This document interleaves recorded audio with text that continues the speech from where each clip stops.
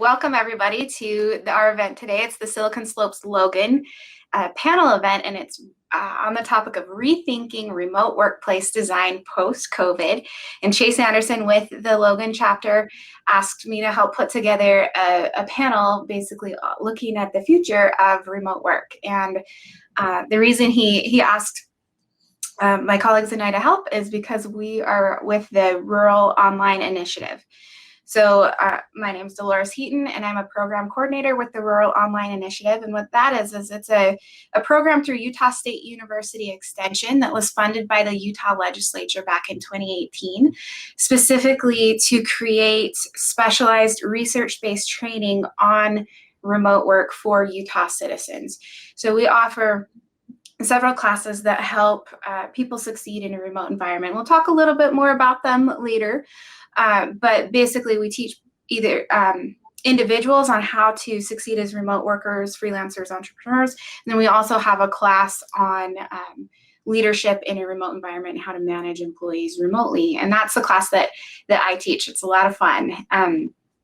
And anyway, so I'm really excited about the panelists that we'll get to learn from and hear from today. And I'll let them kind of introduce themselves. Tell us what your experience is with remote work and why we should listen to you. So we'll start with Dr. Paul Hill, and then we'll go to Kenneth Lane, and then Dr. Zen Parry. So Paul, tell us why we should listen to you. Hey, Dolores. So I'm a faculty member at Utah State University, and I've been doing research on remote work adoption in the United States. And so that's I've learned a lot about it, and then oversee the Rural Online Initiative program here at USU, and very interested in alternative workplace practices and how we go about doing our work that we do in various places, working from home or from really anywhere, even the office. So I hope hopefully that was good enough, Dolores. Sorry. No, that's great. Thanks, Paul. Ken? I'm not sure if you should listen to me because I don't have loads and loads of research, but I have been working remotely for about 10 years. So I'm the guy that people like Paul study. Awesome, thanks. And Zen? Yeah, I'm not sure why you'd listen to me, and you probably can't understand the Australian accent, but I've only ever worked remote, more than 25 years in corporate and 15 years in academia. And it's unusual for me to actually physically be in a classroom. All my teaching across 20 different countries has been remote work. So my insights come from what students and graduates of higher education are not being told, and as an employer, what I look for in that skill set that makes them an attractive candidate.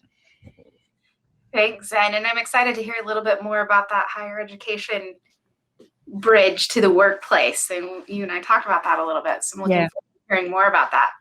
So thanks. So Paul, you talked about how you've recently finished and published some research on remote work adoption in the United States.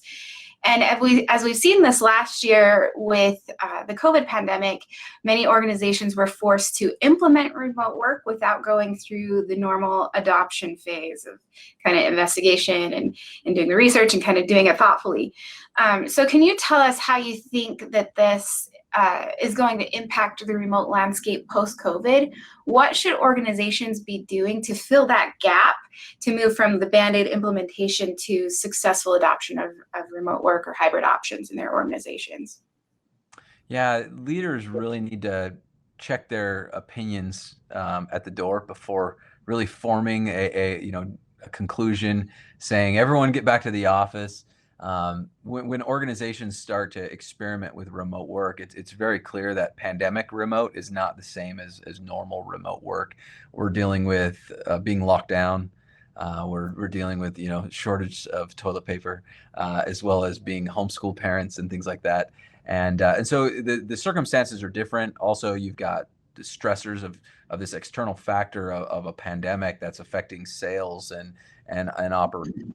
So it's important to understand that, hey, hopefully you got through the experience, but in order to really go through the adoption process, you have to experiment with it in essentially normal conditions. I mean, is there such thing as normal conditions? No, but in a non-pandemic time. And so now is the time where organizations are reevaluating and really starting with these trial,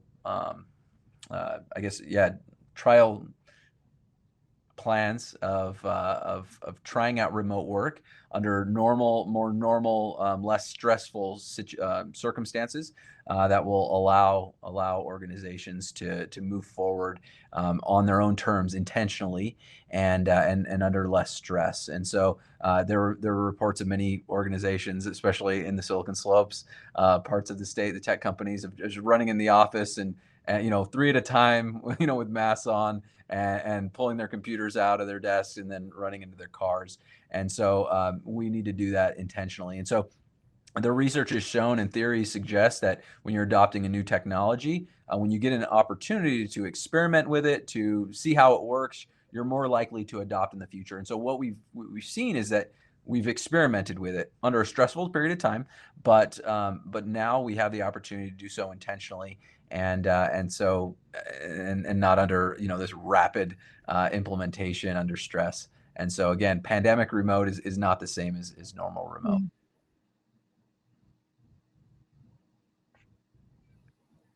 Yeah, thanks. I saw some smiles, Ken. Did you want to add any thoughts to that, or? Oh, I'm a guy who speaks for a living, so I've got lots of thoughts. So the only thing to add to that is I think it's really interesting to think about the difference between pandemic remote versus real remote. And I think it's been interesting to think about how the nature of work has changed, and it's made companies that have survived a little bit more robust, a little more kind of anti-fragile. And I think that having these external stressors, nobody was really looking forward to this forced remote work. But I think certainly in the case of Purple, it has made us a much stronger company because we have this balance between efficiency and effectiveness. And meeting face to face and having the water cooler chat, that can be very, very effective in systems and things that are non-hierarchical in nature, but they're not efficient. And so things like Zoom, and I think with the Zoom fatigue and app fatigue, and it makes things very, very, very efficient. But you got to kind of balance that and make sure that it's also effective. So I think it's interesting to think about how the nature of work and this imposed discipline that companies throughout the globe now have to operate by, and as things scale back on those pressures, I think it'll be interesting to watch how companies change and how people interact with one another, whether it's live or virtually, because the ultimate output of getting things done in a compressed time frame, that pressure is not going away. Right, thanks. Zen, do you have anything to add? Yeah, I'm just building off what both gentlemen have said. I've taught the same course in an honours program in a business school pre-COVID, during COVID, and now it will be post-COVID. And there's one thing that has changed, and it's student expectations. So pre-COVID, like online delivery, which is really the platform for remote worker skills, asynchronous in particular, was kind of done as a translational relationship. Tell me how many essays to write and I'll do them and send them in, and then I don't have to worry about it. With a year of bad teaching and learning experiences under their belt, as faculty scramble to get stuff online in a week with no support or no background, the students are more checked out. The ones that I've worked with, they're not engaging and they're not seeing the relevance from this experience, whether they had taken it pre-COVID or during COVID. And again, this is my position in this panel today, is nobody's showing them that all of these issues that they complain about in evaluations are actually the key points that can be built for effective remote worker skills. So it's interesting, having taught this same course in 10 different institutions, mostly pre-COVID, and seen the attitude there across many cultures, and to now be teaching it during COVID, the attitude during COVID is actually more debilitating. It's more, oh, why do I have to do this kind of thing? So graduates are tired too, I think. Yeah, thanks. And you bring out a good point of finding the learning opportunities through the struggles. Yeah. Which I think is I mean, hopefully we're on the end of these struggles, right? And can take some of these learning opportunities we've had either as employees or managers and move forward with them. And so kind of speaking of these remote work skills, Paul, can you tell us about the ROI program's Master Remote Work Professional and Master Remote Work Leader certificate programs? Sure. Yeah. The courses were created really to help those people in rural Utah connect to jobs on the Wasatch Front, as well as jobs outside of Utah because of the limitations of the opportunities in those geographic regions. We typically have seen across the state of Utah really low unemployment. If you get on Twitter and look at our leaders in the state, they're celebrating like 2.9% unemployment. But then when you go to these rural communities, the unemployment rates are 7, 8, 10%, and then a lot higher in the winter months. And so we created the professional course to help influence the demand for remote work. A lot of people in these rural communities just didn't know that it's really an option. Is it legit? That's right. Yeah. It's I took a picture the other day. One of my favorite things to do is take pictures of signs on the road. And so like they put up these like yard signs or like, political signs, and it's like work from home, make 20,000 a month, call this. And so that's kind of was the perception. And so the professional course is a specialized remote work training, focuses on the best practices of remote work and helping people find a remote job and go through that process. The interviewing process is different, the networking's different.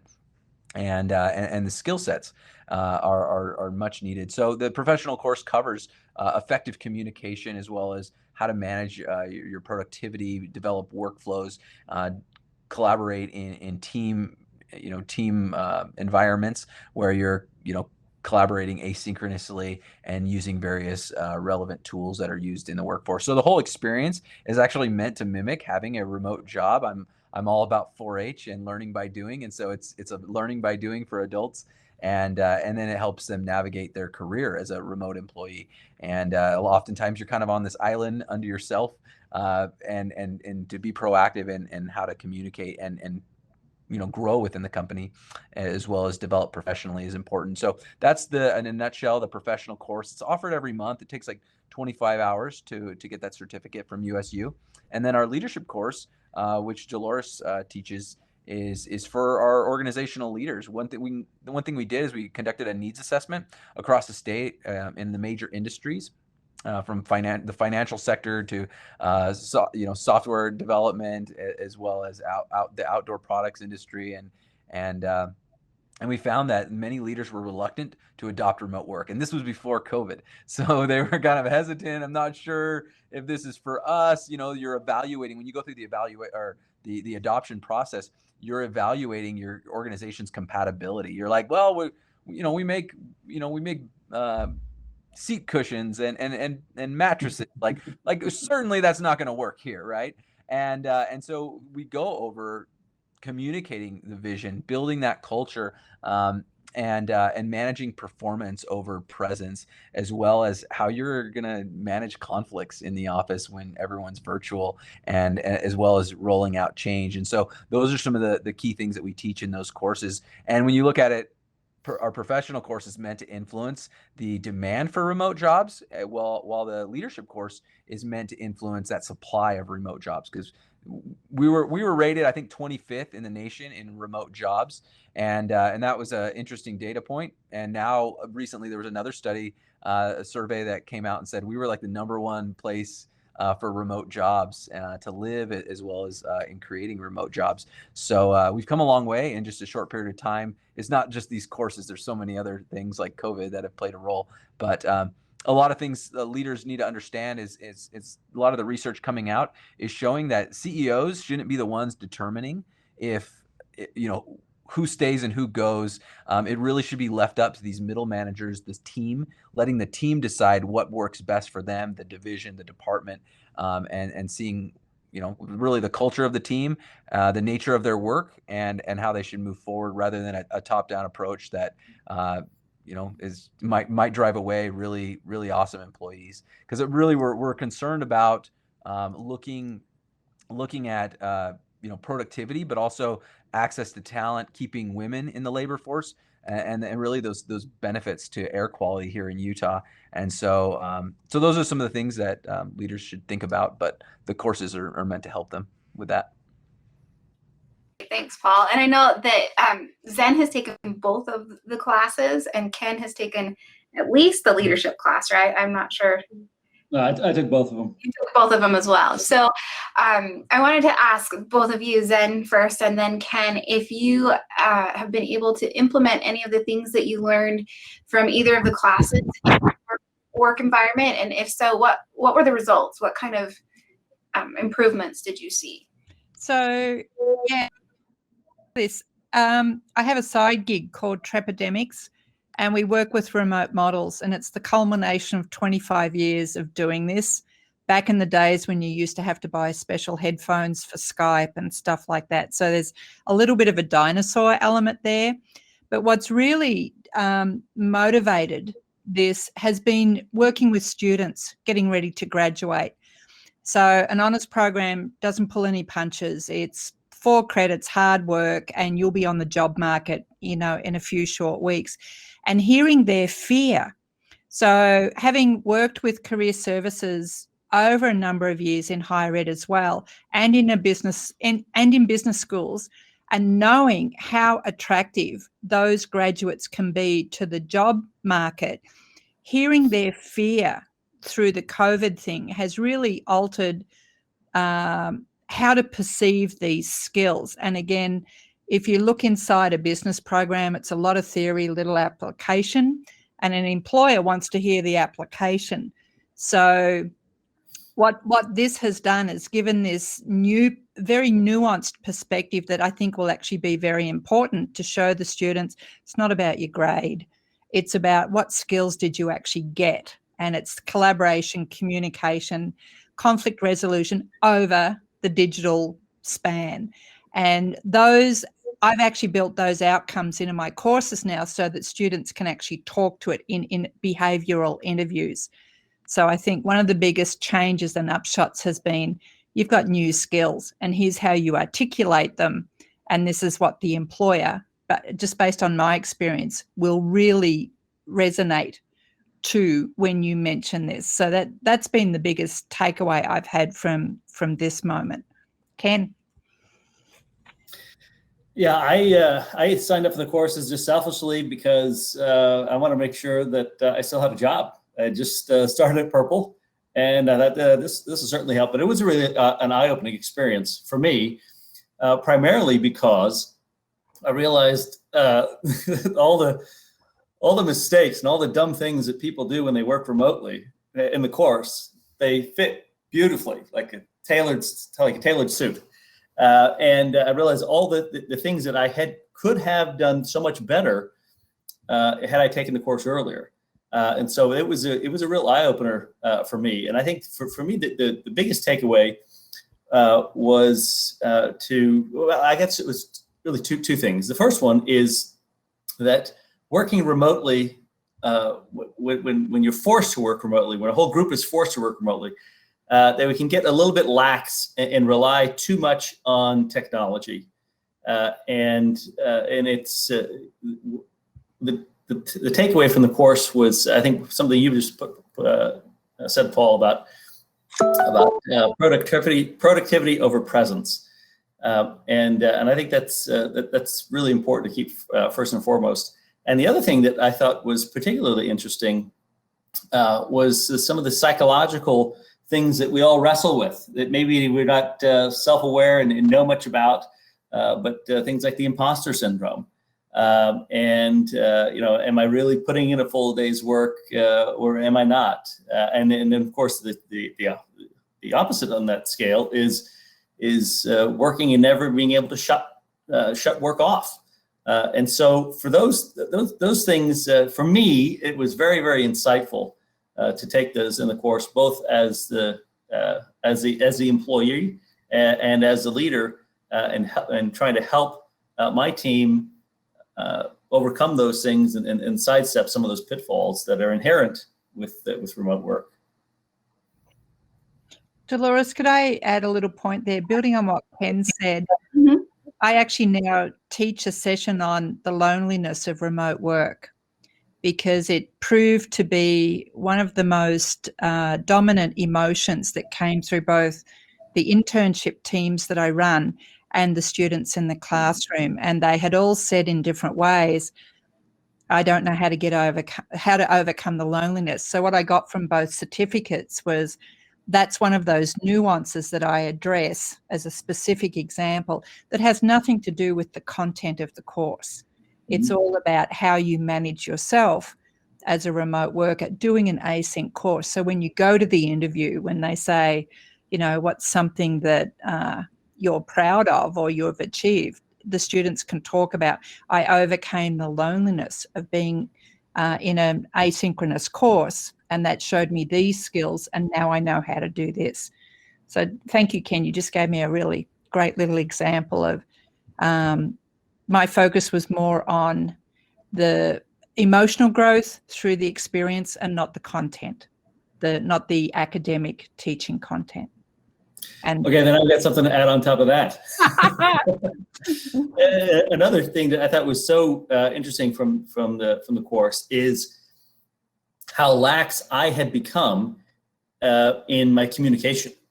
And working remotely, it really brought to the forefront that I need to improve the way I communicate and the way I write, and to reread and before anything is sent.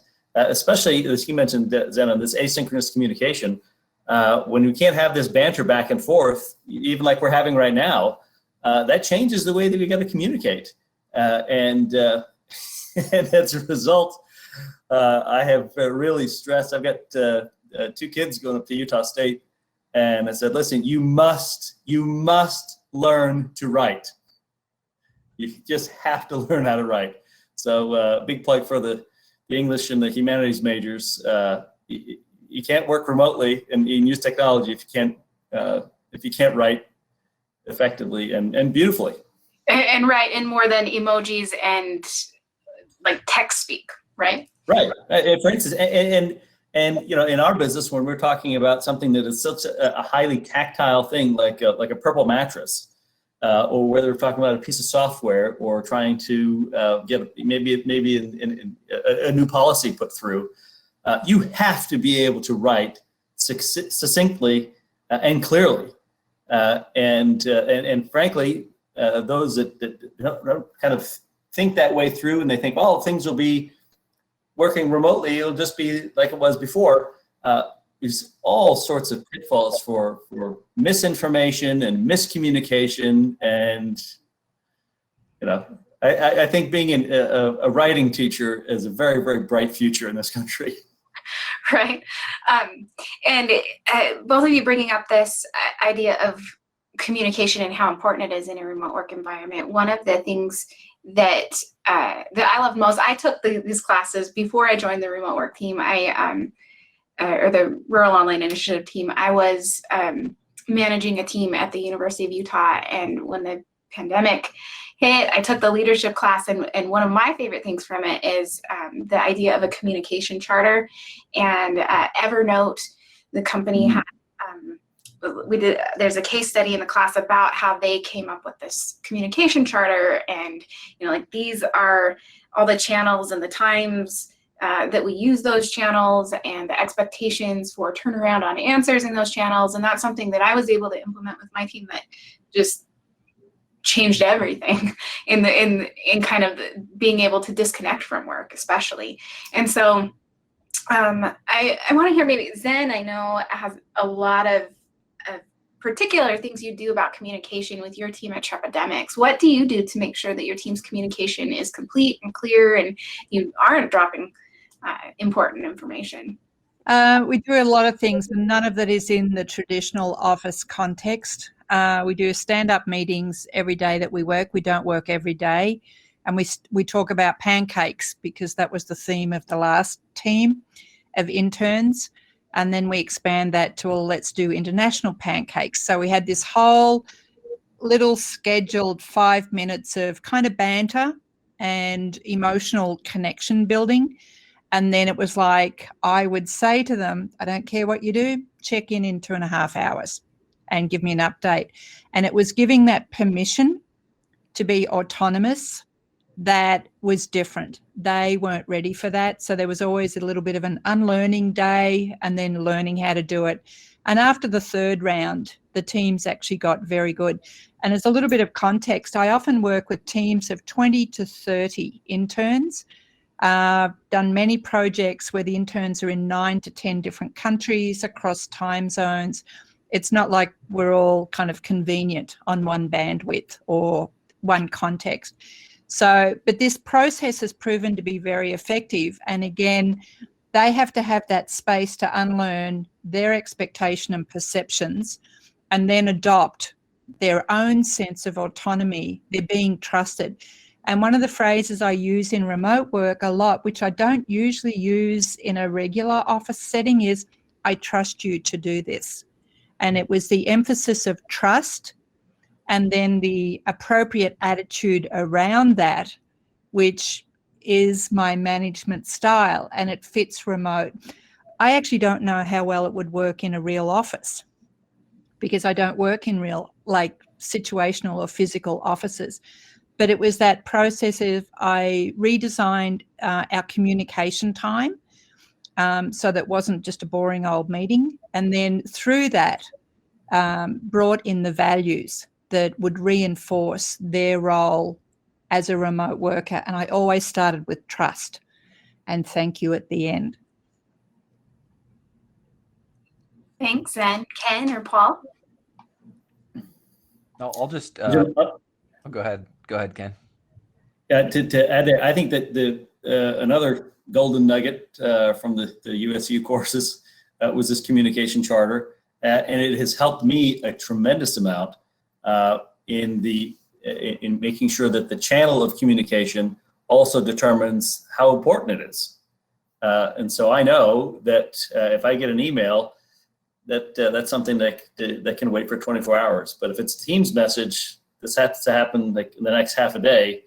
But if somebody calls me on the phone, I could be, in a Zoom meeting with the CEO, but I know that if somebody calls me on the phone, the house is burning down and I have to take care of this immediately. That has been such an enormous burden that's lifted off the shoulders because we get just constantly barraged with this information.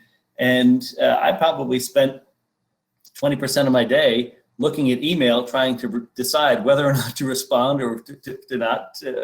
And so treating unequals as equals is a disaster. But having that communication charter and learning that the channel determines how important it is, it's really, really unleashed productivity at Purple.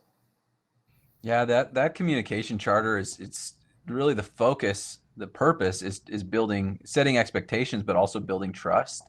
And trust is that bridge that connects people and contributes to whether you're going to have success or failure. And so really your challenge in leading in a virtual space remotely is to build that bridge and connecting people with their virtual environment. And so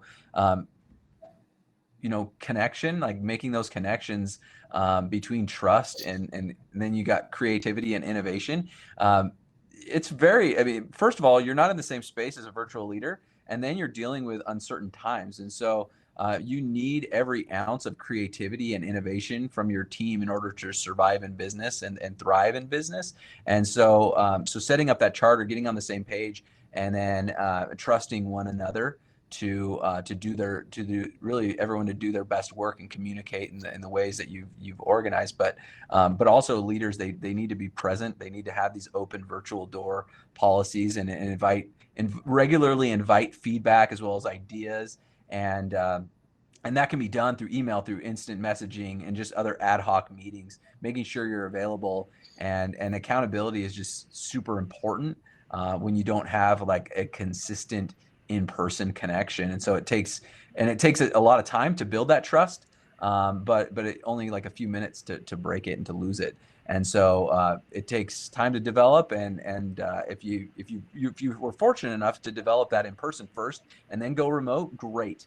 But many people have started new jobs during the pandemic. They've joined new teams. Jobs have been shifted around, and they're adapting to new circumstances. So these are very uncertain times. And so trust is so critical, and establishing the mediums that you're going to use is part of building trust.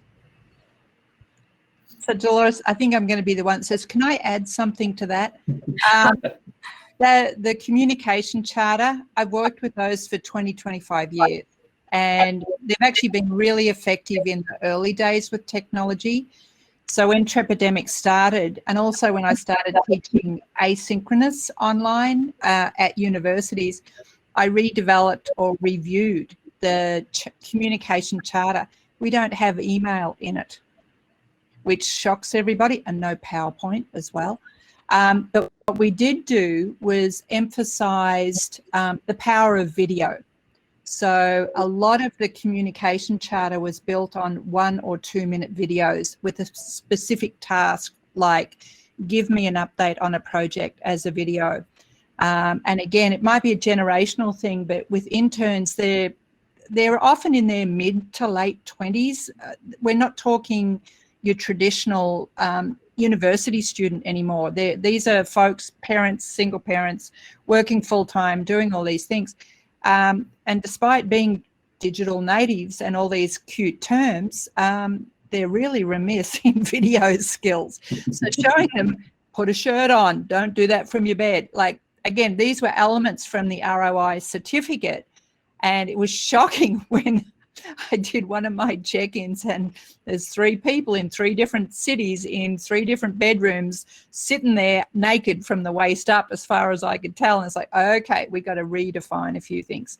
So again, not taking it for granted, but the communication charter, we did redefine it, and there's literally no email. In a 10-week time span, I might email 3 times in the 10 weeks. Everything else is done through video or chat or Basecamp or some other mechanism that we use with very clear definitions. So it builds on what Ken is saying, and it also builds on what Paul is saying. Put a shirt on when you come to the video chat. Yeah, and I think it also points out that communication channels and what works in one company not work in another, right? And so it's important to have those definitions for your team and to set those expectations. And once you have those expectations set, it's really freeing. So thank you. And I'll just put in a shameless plug for the classes. The registration deadline for the classes that start next week, that will run through the month of May. The registration deadline is tonight. I put links in the chat for them, and you can use the RW50 code for 50% off, regardless of what state you live in. Let's see. So let's talk about leadership. So what does leadership look like remotely, and how is it different? How do you have to step it up as a manager to be successful in leading a virtual team? And let's start with Zen, and then Ken, and then Paul.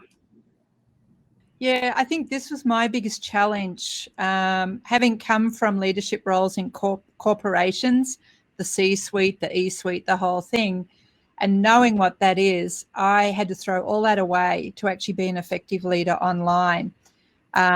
Little simple things like exhale, stop and wait, a lot more patience practice. So the difference between the physical space for leadership, where you've got non-verbal cues, physical cues, just the atmosphere and the energy of the day.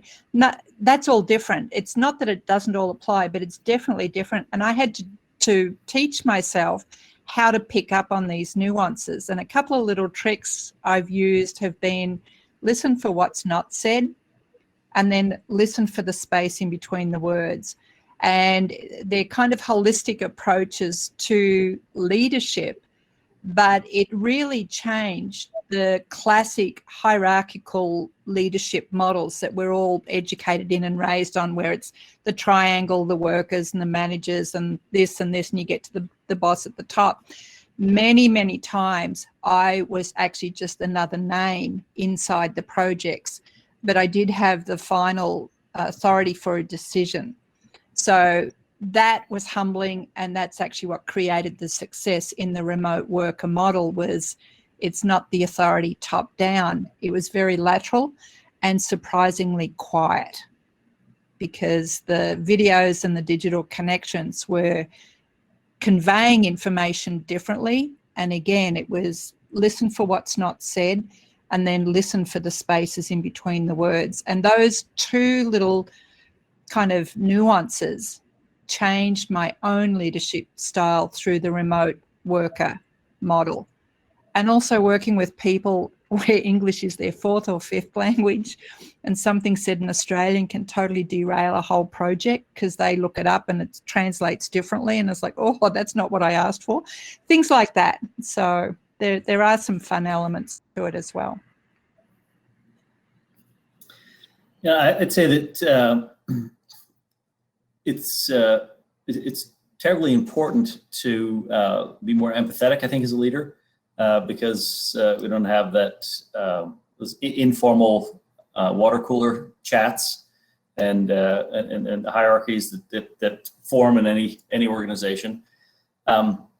One of the things that we've started at Purple is we've severely cut down on email by going to Basecamp. And so we work on projects and issues instead of email back and forth. I think sometimes the temptation can be that send an email. It's in somebody else's camp, and somebody else's problem. But we've been largely able to sidestep some of that passing the buck. That is, frankly, it's a big temptation because I'm working from home, but I'm not really working. But by going to Basecamp, that allows us to be soft on people, hard on issues, and tremendous visibility. And these are things that need to get done in this order. And it also helps as part of the leadership is that sometimes if something doesn't get done right on time, or if there's a delay or things like that, if we get lax in this communication, then we can think, oh, this person, they put in a solid 4 hours this week or this month, or whatever the case may be. But by having these little stand-up meetings and using things like Basecamp and going away from traditional email and things like that, that really has helped us get more done in compressed deliverable timelines. But I think it's also important that, despite all this, and I think the underlying theme is you got to still be a mensch, and still we're not autocrats and technocrats. We're living, breathing human beings with lives beyond two-dimensional screen.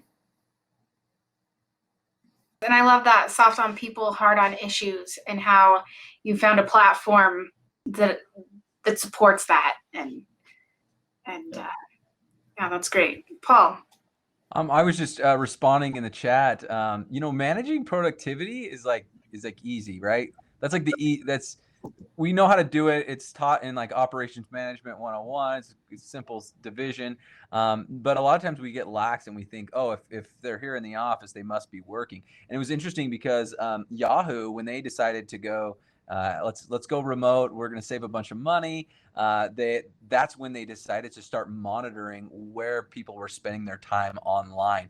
And so they set up the VPN and all that tech and started monitoring. And then because they went remote, they went home. And then when they saw that, oh my goodness, people are just socializing online, chatting all day, going shopping. What's going on? This doesn't work. Let's get back to the office. Well, they weren't really managing performance before.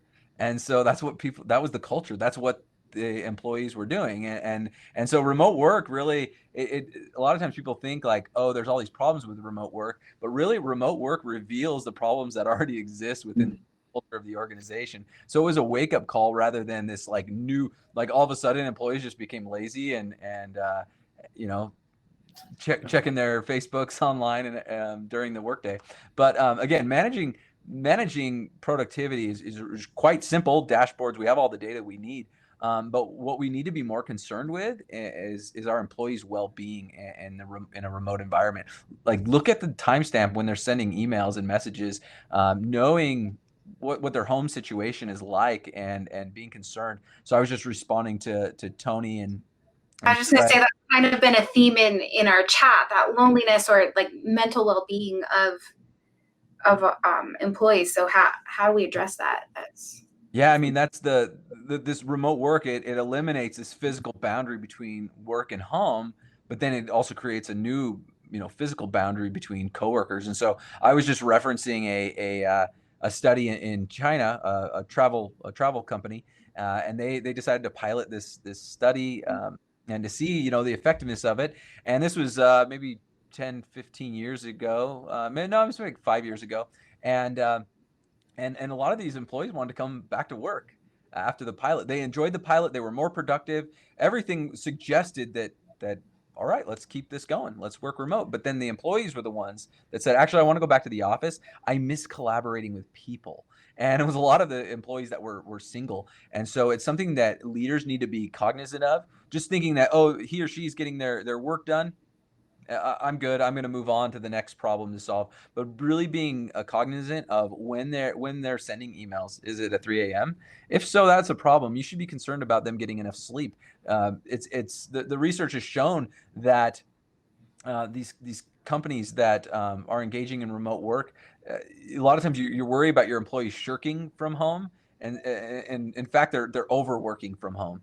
And so the tired old concern of, are they going to work at home, is just, it's something that they were worried about in the 80s and 90s. And now we should be more concerned about people overworking, burning out, and then quitting because they can't handle this anymore. So we're dealing with talent retention, making sure that we're maintaining a good culture and that people aren't overworking, because they view, the research in the literature has shown that employees view this option of this autonomy of remote work so highly. They appreciate it so much. They become more loyal to the organization, and in becoming more loyal to the organization, they tend to often overwork, and that's why we saw this honeymoon phase of remote work implementation, that productivity skyrocketed, and all the managers are patting themselves on the back because we're saving money and we're more productive. This is the way to go. And now we're kind of entering that phase of fatigue and overwork, and we're realizing, like, I'd rather just get back to the office because I really like that physical boundary between work and home. But I don't have to work so hard at it's easier. I could just work for hours. That would be awesome. And but anyway, that's something to be cognizant of and aware of as leaders. And so that's something that we address quite a bit in the course that I know Dolores spends a lot of time on. So again, can I add something? There's a great comment in the chat box from Fred Aluso, and I was actually going to bring this point up. Most of my interns and projects are international, and we look at it the opposite way. I actually schedule time in of a do nothing day. They get paid to do nothing. And it's really about just catch up with your life and be fresh. And I know that's not necessarily Western or American. And the other big difference that comes through is when I do, and it's cultural. Some cultures identify through their job. Other cultures, they do the job. So I don't want to name names, but when I have American interns, it's always about their identity is their job. And I don't come from that background. So I do want to acknowledge Fred Aluso's comment. It's very accurate. There are a lot of cultural nuances that are uncovered through the digital remote model that are masked or distracted from when you're in an in-office setting. So that's been another element that we've brought in to our projects at Trepademics, in that let's look at this culturally. And I also do it in my teaching, because I have up to 10 different nationalities in their home countries in these courses through Portland State University, and their relationship to these expectations is very, very different. Education is not front and center. Their role is not their identity. It's something that they're doing. So that is a nuance that can bring value to understanding how to do leadership and management in the remote model. Nice, thanks. Then Ken, do you want to weigh in? No, I think I'll keep my mouth closed. All right. So we'll. I do have another question for you, Ken. Though, as we've kind of talked about performance management and people overworking from home, and I know that does happen, but there still are underperformers out there. And I just wonder, at Purple, you have both remote employees and you make a product, so you have to have on-site employees. And how do you measure the performance of your remote employees, and how can you kind of create that environment for, performance expectations being met and employees being succful? Well, I think it was Paul mentioned earlier, that's fairly easy to do. Did you hit the deadlines? Did the product ship? That's the easy part. What I think is more difficult is managing the culture. We have a very strong, unique, quirky culture at Purple, and it's represented in the people that we hire. It's represented at our ads, and somehow we've managed to make mattresses kind of hip and cool. And so that is something that is really, really precious to us as a company. And so we have somebody whose whole job it is to keep everybody connected, and that kind of smart, witty, quirky purpleness among us. And so it can be,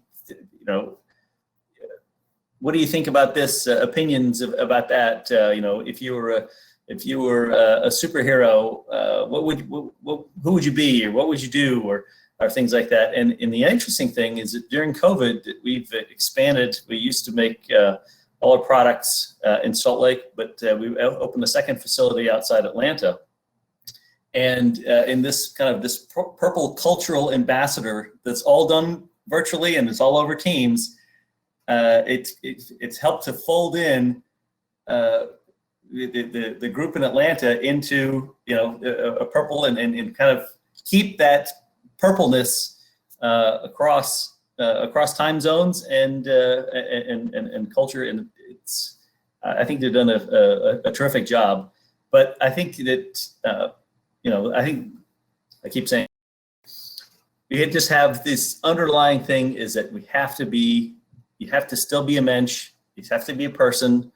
You can't push people to the brink, but at the same point, everybody wants to be part of a winning team, and if we have to be able to have frank conversations and hold one another accountable, and if you can do that, then things get done, and everybody's mental and emotional health goes up. It's when things don't get done, and then we start to lose some trust, and then some fear creeps in, and that of course is compounded because we don't have these interpersonal skills, and those tool chests that we normally can use is so limited. It's just really, really important to be cognizant of that and keep culture and make a conscious effort, because to Paul's point, if people overwork themselves, they get burned out, they feel isolated, and so that's one of the new news is to be cognizant and make a conscious effort to keep everybody in the same rhythm at the oars. Thanks. And Tony put in the chat, yes, culture is everything, and that really often is what it comes down to, is that culture that you build within your company and how you communicate expectations. And and create that team feeling, right? So I'm just looking at the clock here. I would invite the attendees, any of you, if you have questions, go ahead and put them in the chat and I'll try to pick some. We'll give, while you submit your questions, and we'll probably just be able to get to one or two of them, I'll give Zen and then Ken and then Paul a chance to give us your one overarching piece of advice for folks in the remote work environment, either employees or managers. So again, we'll do Zen, then Ken, then Paul. And you're the kind of most important advice you could give someone.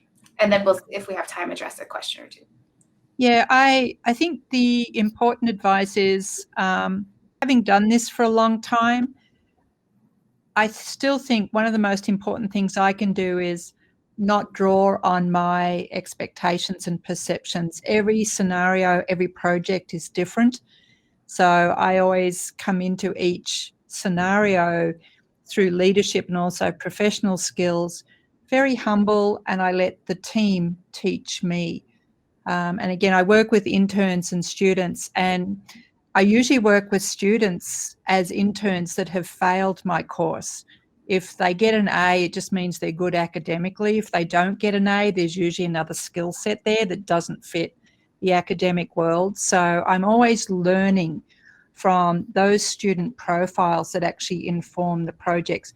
But the first thing I have to do is park my expectations at the door and just be open to whatever comes out of that first stand-up meeting and run with it.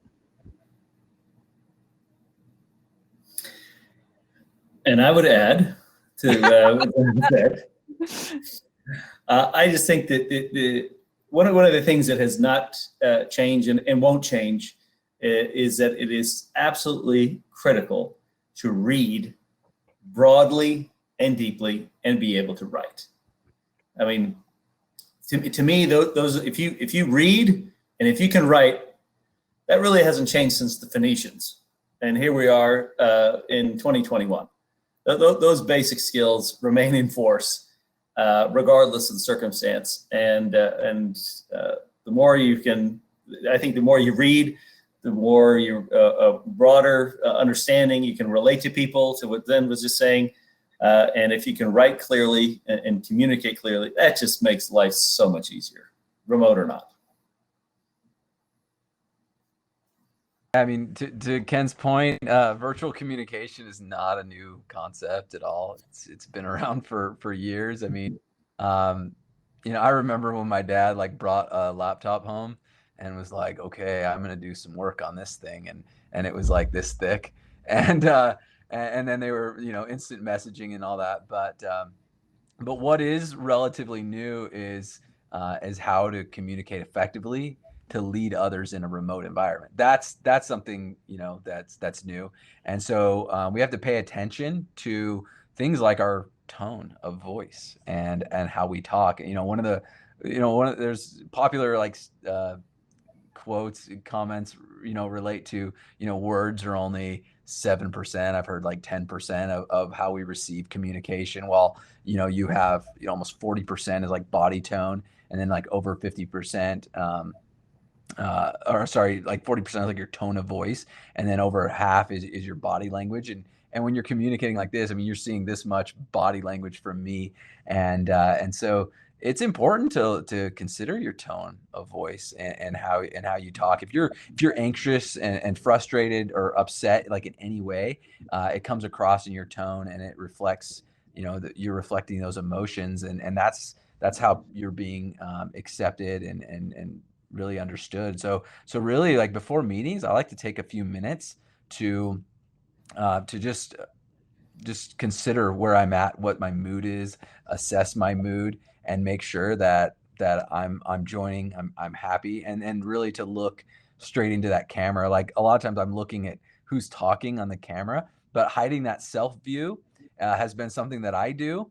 And we're using Bevy right now, and I haven't used Bevy before, so I'm I don't even know if that's a possibility, but it allows you to look. But when you look into that webcam, it's like you're looking into people's eyes, and so that's what you should do. That's what you learn in proper communication business. You should look at people when you're talking to them, and so hiding self view, looking at the webcam, Virtual communication is not just, plugging in a webcam and just having a virtual meeting. That software, like, that's easy. My kids are doing that in school, and they're in, 4th grade.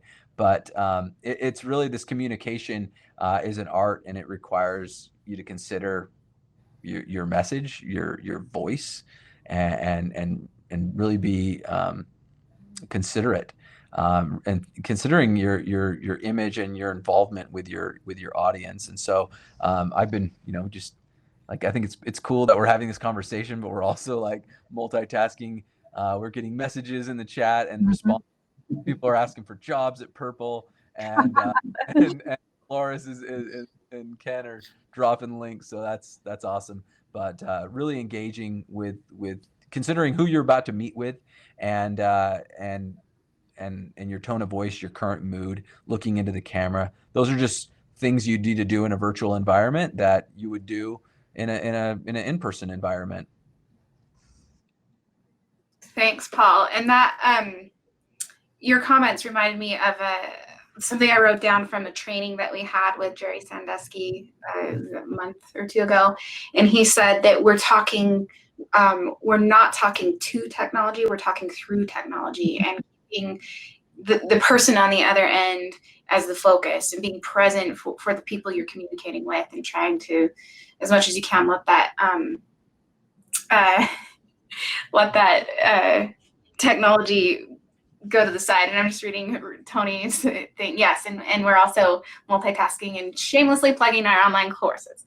And then Chase also dropped in the chat a Slack channel that you can join if you want to kind of engage in the Silicon Slopes Logan chats. So check that out.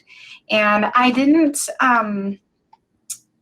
see any other questions in the chat or topics that we haven't addressed. I hope if I missed something, pop it in there real quick.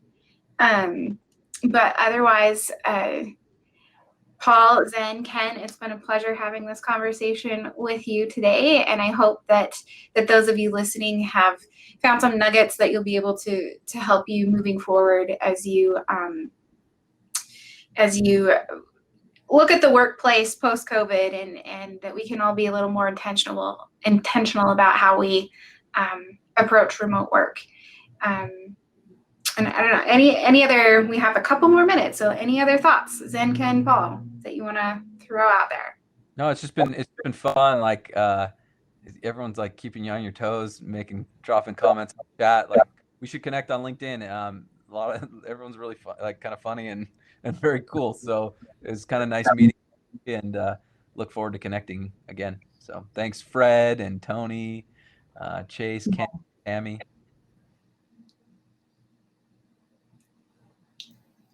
Okay. Any articles or books that we would recommend?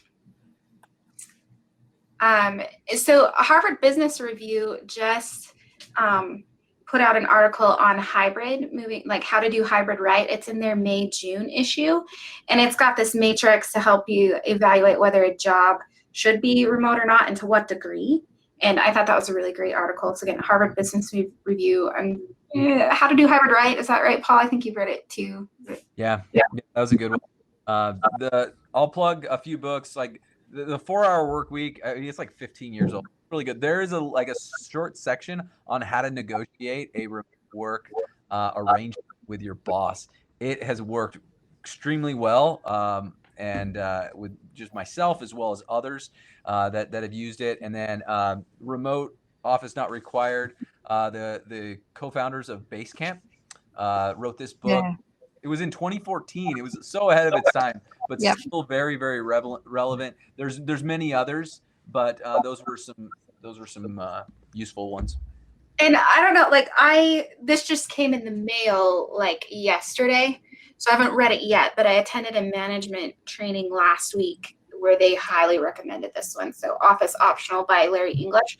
So again, I haven't read it, so I can't personally endorse it at this point, but it was highly recommended to me. So, but yeah, with that, we are right at 1 o'clock. So.